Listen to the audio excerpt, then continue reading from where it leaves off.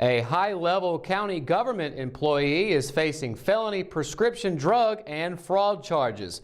Lori Tadlock, Human Resources Director for Richmond County, was arrested March 12th following a joint 2-month investigation between the Richmond and Moore County Sheriff's offices. According to a press release, investigators with the RCSO were contacted by their counterparts with the MCSO's prescription diversion unit concerning Tadlock receiving the same type prescriptions from different prescribers. County Manager Brian Land said Tadlock has been placed on, quote, investigative status and is currently, quote, out of service. Tadlock is charged with 2 felony counts of trafficking opium or heroin, 2 felony counts of obtaining a prescription for a controlled substance through misrepresentation or withholding of information, 2 felony counts of insurance fraud, and 2 misdemeanor counts of simple possession of a Schedule II controlled substance. Tadlock was never booked into the Richmond County Jail but released on a $75,000 unsecured bond. She is scheduled to appear in court March 28th. History repeated itself Tuesday night as residents again came out against the proposal to allow bed and breakfast inns in the historic district. Woody Gunter, longtime Rockingham attorney and Fayetteville Road resident, was the first of 8 to speak out during a public hearing. The hearing was an opportunity for input on the request from the Planning Board to amend the city's Unified Development Ordinance to allow bed and breakfast inns as a conditional use in the moderate density residential R9 zone district inside the local historic district. R9 currently does not allow B&B operation, while several other zoning districts do allow this business type. Residents fought a similar proposal in 1994. City Planner John Massey said conditional use would mean applications would be reviewed on a case-by-case basis by the city's Board of Adjustment and Appeals. Recommendations for this amendment include limiting to 8 for the number of guest rooms to be rented out, where in other districts the current limit is 12. A 3/4 acre minimum lot size limit is also part of the proposal to allow for adequate parking and buffer to adjacent properties. The footprint of the home could not be increased to allow additional rooms as well. With the bed and breakfast, Massey said state law requires the owner or manager to be a permanent resident of the home. In addition to Gunter, Holly McLaurin spoke against the amendment. McLaurin spoke of fond memories of growing up in the historic district. Following college and living away for a time, she now resides again in Rockingham's historic district. She expressed concern with the new age of short-term rentals taking the place of bed and breakfast inns, and her belief that once this begins here, it would be hard to stop. After hearing from the remaining concerned residents, council members spoke one by one, each understanding of the concerns of the residents of the historic district, but not willing to close the door on the rezoning request. After much discussion, a motion was made to table the issue to a later date, with notification to property owners prior to further action by the council. Another third-party candidate has entered the race for a chance to go to Washington and represent the 9th District in the U.S. House of Representatives, bringing the total field to 5. Records with the North Carolina State Board of Elections show that Green Party candidate Alan Smith of Charlotte filed for the special election on Wednesday. Paperwork was filed with the Federal Election Commission on March 7th. A message left on the phone number listed on election documents was not returned. According to an online resume website, Smith is a software developer with experience in video production, animation, and graphic design. Independent Political Report, a website covering independent and third-party candidates, says Smith has previously run for State Senate and the Charlotte-Mecklenburg Board of Education. A local funeral home is sponsoring an upcoming car show to benefit Richmond County Hospice. Watson King Funeral Home in Rockingham is the title sponsor for the Cool Cars for a Cause show coming up on March 30th, held on the grounds of Richmond County Hospice, 1119 US 1 North, north of the city limits. The event is open to any make or model of vehicle, including motorcycles. The cost is $20 for the first vehicle and $10 for each additional vehicle an individual brings. Registration begins at 8 a.m. the morning of the event. The car show will be open to the public from 10 a.m. to 2 p.m. with the trophies being given out at 1:30 p.m. A Facebook event page has been set up for the car show. For more information, contact Hospice Public Relations Director Julie Woody at 910-997-4464.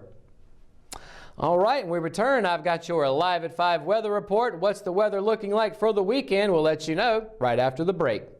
At Richmond Community College, we can prepare you for a high-skill, high-paying career in a variety of fields. We are always developing new courses and programs in response to the communities we serve.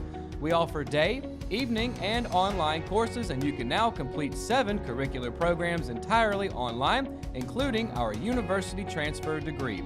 At Richmond Community College, we believe in helping you prepare for a better life. Richmond Community College, local college, big impact. At Richmond County Hospice, we strive to provide high-quality care to our patients and their families. Whether it's the incredible hospitality at the Haven House or from the comfort of your own home, you can count on Hospice to be there for you. We also offer monthly grief support groups, and our chaplain will be there to hold your hand in prayer. Through our amazing staff and our volunteers, Hospice has made difficult times easier for our community. Call the number on your screen if you feel that you or your loved one may benefit from our services. Richmond County Hospice. Peace, comfort, dignity. McNair Auto Sales is the place to buy your pre-owned car, truck, or van. To be the best, it takes big selection, friendly staff, and great pricing. We guarantee a no-hassle buying experience, and financing is available right on site. So come see us today. We're located at 1026 East Broad Avenue in Rockingham. And remember, with over 40 years of experience, you know McNair is the name you can trust. Today's Live at 5 weather report is brought to you by Simply Chic Boutique. And as you can see on the office cam, it is a lovely day today. High got up to about 75. One of the more beautiful and warmer days we've seen over the last, what feels like, few months. However, with that being said, unfortunately, rain is again in the forecast for tomorrow as we move into the weekend. As you can see on the map behind me, up in Fayetteville, a high of 78, a low of 51. Down in Lumberton, 78 for the high there, 54 for the low. Back up in Rayford for tomorrow, a high of 77, low of 50. Up in Southern Pines in Moore County, 74 for the high, 48 for the low for Friday. Down in Laurinburg of Scotland County, 77 for the high, 51 for the low. Right here in Richmond County, up in Ellerby, a 74 for the high, 48 for the low tomorrow. And right here in Rockingham, 75, 49 for the low. Of course, across the PD River in Wadesboro, high of 74 there for tomorrow, low of 48. So as I mentioned, rain is in the forecast, at least here for the Sand Hills area. You can see down in Lumberton, let me move out of the way here, that they are expecting some sunshine. But right here in our area for tomorrow, expect some rain. And that brings us to the 5-day weather forecast. On Friday, a 50% chance of rain that day. Hopefully will be one of those storms, moves in quickly, gets out of here. But for tomorrow, a high of 76, low of 51. As we continue through the weekend on Saturday, should be beautiful weather once again. Partly cloudy, a high of 57, a low of 39 Saturday night. On Sunday, as we finish out the weekend, once again, partly cloudy throughout the day, a high of 53, a low all the way down of 35. So Sunday night going to get pretty chilly, almost close to freezing temperatures. As we move into next week on Monday, you can expect a high then of 54, a low all the way down of 36 again, but should be a beautiful day. And then on Tuesday, as we finish out the next 5 days, once again, partly cloudy, a high of 57, a low of 38. So excluding Friday, as you can see, over the next 5 days, it's going to get pretty chilly at night. Should be beautiful throughout the day, but once the sun goes down, make sure you've got warm clothes on. So that's going to do it for your Live at 5 weather report. When we return, we've got your RO Sports update. That's coming up right after the break, so stay tuned. At Kyocera, we see your company differently. We see your documents, how they're accessed, what it takes to keep them secure, and how well your workflow is flowing. Kyocera helps your entire document infrastructure run more efficiently, securely, and cost-effectively. And what we see is an opportunity to integrate all of it.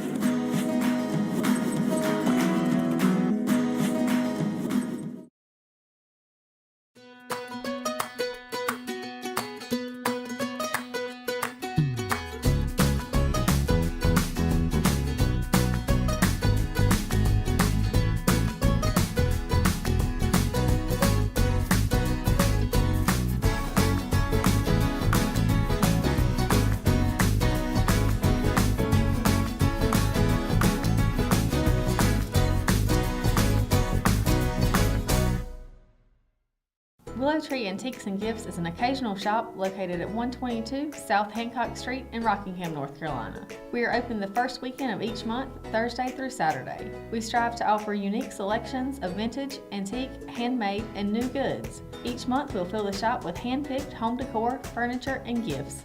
If you are looking for something out of the ordinary, then we're the place for you. You can find the shop dates and hours on our website at willowtreeantiquesandgifts.com.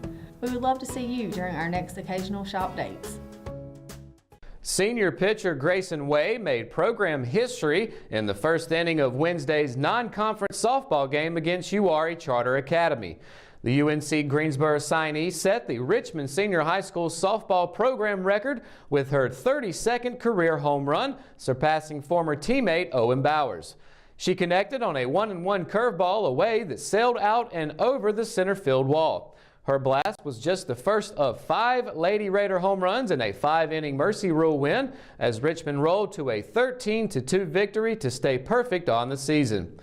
Also joining the home run parade were senior Taylor Parrish, junior Kayla Hawkins, sophomore Paige Ransom, and freshman Aaliyah Sweeney. It was Parrish's team-leading 4th homer of the season, which ties her season total from a year ago. Way's knock was her 2nd in 5 games. For Hawkins, Ransom, and Sweeney, it was their first respective home run of the spring. Ransom hit a team-high 11 dingers as a freshman last year, and Sweeney's 2nd inning blast was the first of her varsity career. Richmond, now still undefeated at 5-0 overall and 3-0 in SAC play, will host Pinecrest tonight at 7 p.m. The outcome of Wednesday's Richmond Senior High School girls soccer game wasn't what head coach Chris Larson wanted, but he has a feeling it made his team better for the long term. The Lady Raiders played for the 2nd night in a row, looking to carry their momentum over from Tuesday's penalty kick thriller, a 3-2 victory over SAC foe Jack Britt High School. But a quick goal by Union Pines High School set the tone early as Richmond fell to the Lady Vikings 6-2. Union Pines sophomore Emily Baubliss netted a hat trick in the win, while fellow sophomore teammate Olivia Ivy scored 2 goals. Finding the back of the net for the 2nd straight game for Richmond were freshman Caitlin Huff and junior Valerie Standridge. The pair also scored in regulation against Jack Britt, and Huff's goals was her team-leading 5th of the season. Richmond was also without 3 of its regular contributors for the 2nd straight game, missing senior Tatum Hubbard and sophomore Caroline Whitley to injury, and senior Emily Parsons to illness. The Lady Raiders are now 3-2 overall and 2-1 in SAC play.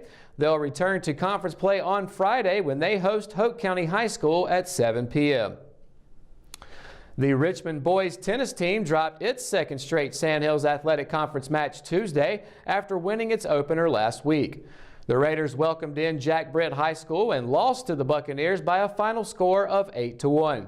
A win by senior Mason Bailey in the number 4 singles match saved the Raiders from being swept in straight sets, something that has already happened 3 times this season. Bailey, who was in his first season competing in singles competition, defeated Dylan Freeman 7-5, 1-0 after Freeman retired from the match. The win marked Bailey's 2nd match win of the season. Richmond's number 1 and number 2 players, senior Kevin Campos and sophomore Bradford Pittman, didn't have much luck against the top 2 Buccaneers. Campos fell to Jason Che 2-6 and 1-6, while Pittman was blanked by Joel Umana 0-6-0-6. In the number 3 singles match, Jack Britt's Riddick Pinmacha defeated Caleb Brewer 6-1, 6-2. Number 5 Cameron Ojeda lost to Braden Hugg 6-2, 6-0. And newcomer Alex Yates lost in the number 6 singles match 0-6, 0-6 to Alex Posner.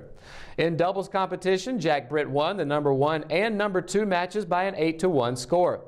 Campos and Pittman fell to Che and Umana, while Brewer and Mason were edged by Pinmacha and Hugg. In the number 3 doubles match, Freeman and Posner held off a tough Ojeda and Yates team to win 8-3.